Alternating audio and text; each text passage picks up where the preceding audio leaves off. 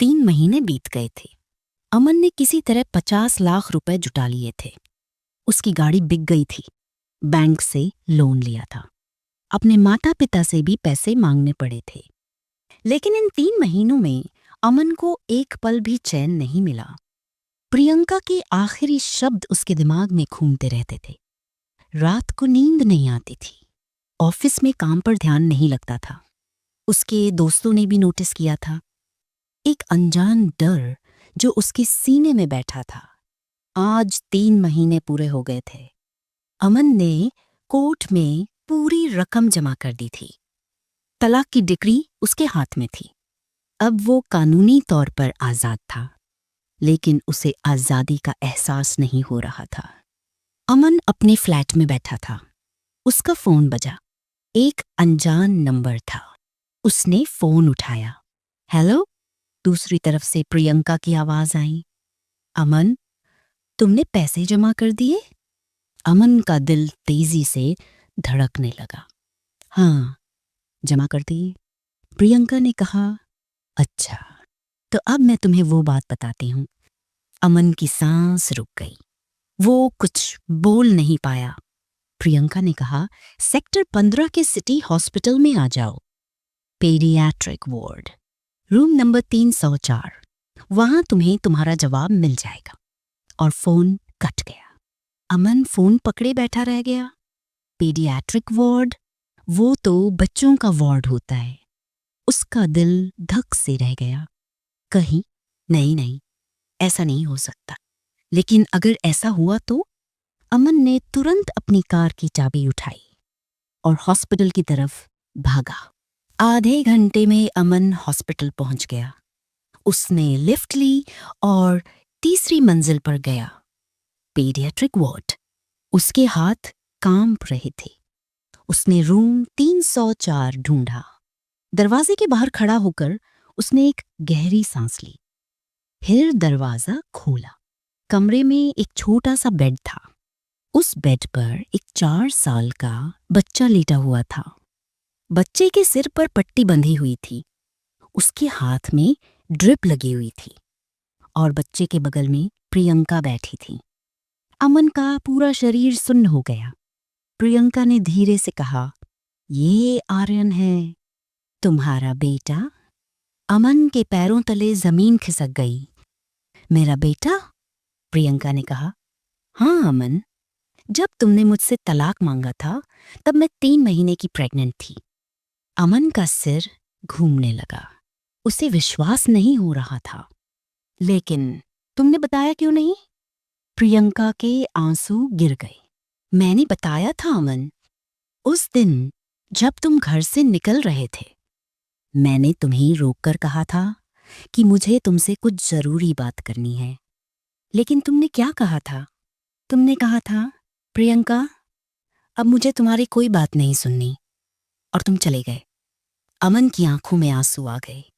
उसे वो दिन याद आया। वो गुस्से में था। उसने प्रियंका की बात सुनी ही नहीं। उसने अपने बेटे के बारे में जानने का मौका ही नहीं दिया। प्रियंका ने आगे कहा, उसके बाद मैंने सोचा कि शायद तुम वापस आओगे। शायद तुम्हें अपनी गलती का एहसास होगा।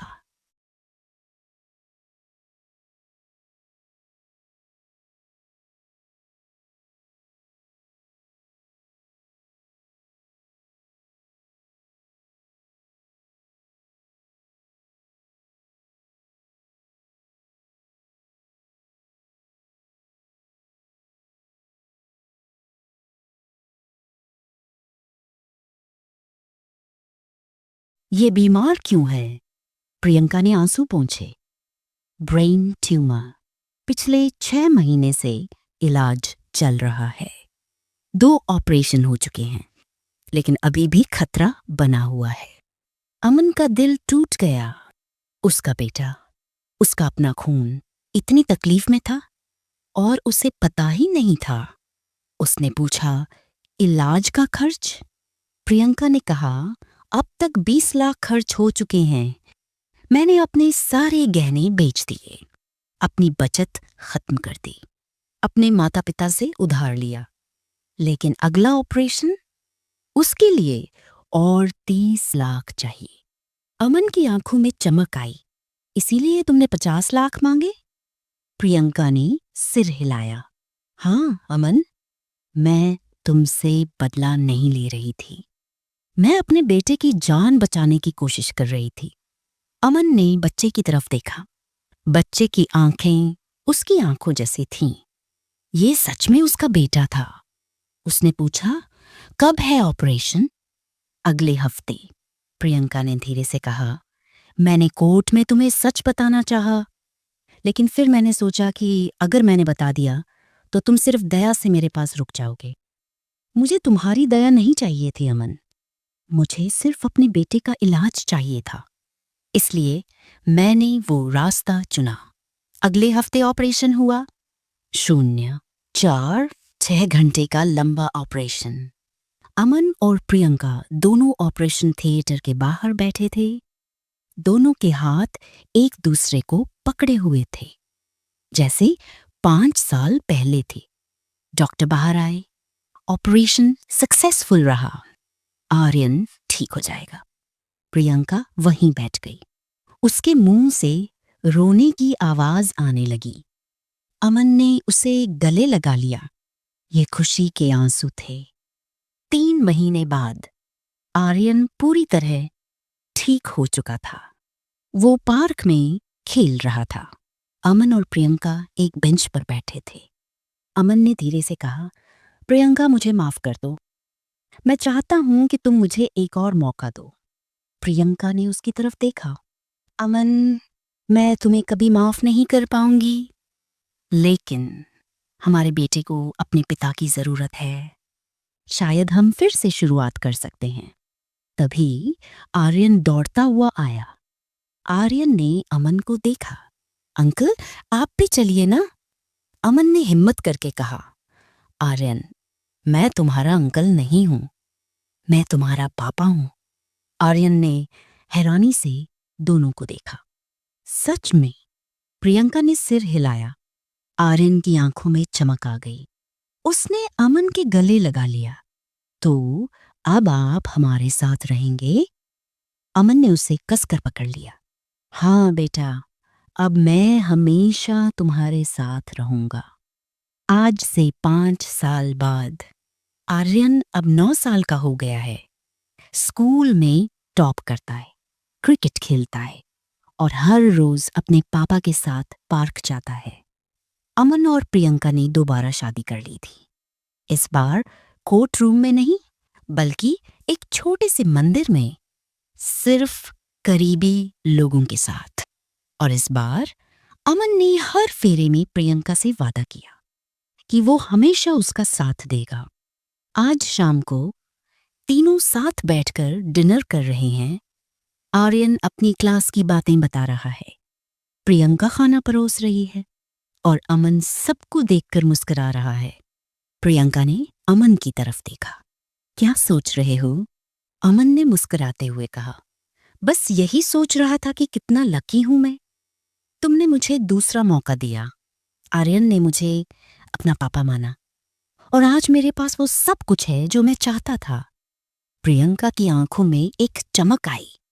अमन, तुम जानते हो ना कि मैं अभी भी कभी कभी उन दिनों को याद करती हूँ, जब मैं अकेली थी, जब आर्यन बीमार था और मेरे पास कोई नहीं था। वो दर्द कभी पूरी तरह नहीं जाता। अमन का चेहरा गंभीर हो गया। मुझे पता है प्रियंका, और मुझे इस बात का अफसोस हमेशा रहेगा, लेकिन मैं वादा करता हूं, अब से तुम कभी अकेली नहीं होगी। कोई भी मुश्किल आए, मैं तुम्हारे साथ हूं। आर्यन ने बीच में कहा, और मैं भी हूं मम्मा। अब हम तीनों मिलकर हर प्रॉब्लम सॉल्व करेंगे। प्रियंका ने दोनों को गले लगा लिया। हाँ, अब हम तीनों साथ हैं और हमेशा साथ रहेंगे। उस रात जब आर्यन सो गया, अमन और प्रियंका बालकनी में खड़े थे। चांदनी रात थी, ठंडी हवा चल रही थी।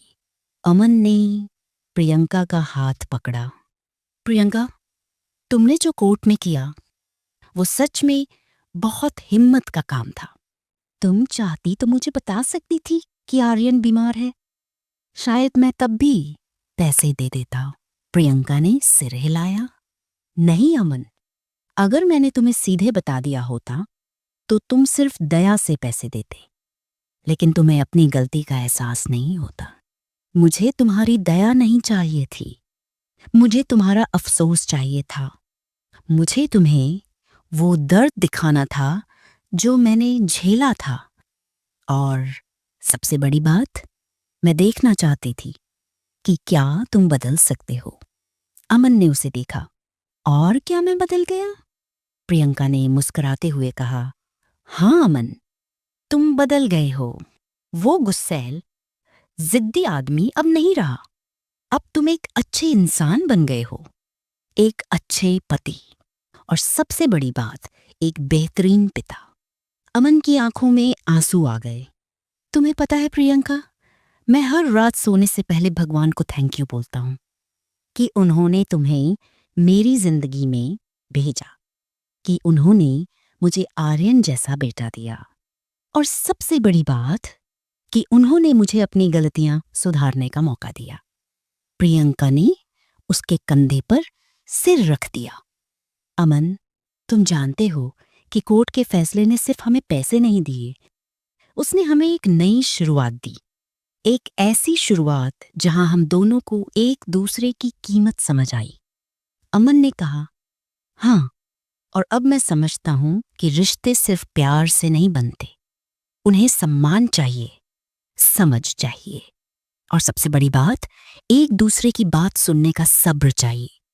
कोर्ट ने फैसला सुनाया था, लेकिन असली फैसला तो दिलों ने सुनाया कि माफी मांगना कोई कमजोरी नहीं है, अपनी गलतियां मानना कोई हार नहीं है, और दूसरा मौका देना वो सबसे बड़ी जीत है। जज ने जो फैसला सुनाया था उससे सब हैरान हो गए थे, लेकिन आज सब समझ गए हैं कि कभी-कभी सबसे अजीब फैसले सबसे सही फैसले होते हैं। तो दोस्तों, जज साहब ने जो फैसला सुनाया, क्या वो सही था? कमेंट करके जरूर बताएं, और यह भी बताएं कि आप हमारी कहानियां किस शहर से सुन रहे हैं। और दोस्तों, अगर आपकी जिंदगी में भी कुछ ऐसी घटनाएं या अनुभव हुए हैं जिन्हें आप चाहते हैं कि हम कहानी के रूप में सबके सामने लाएं, तो आप उन्हें कमेंट कर सकते हैं। धन्यवाद।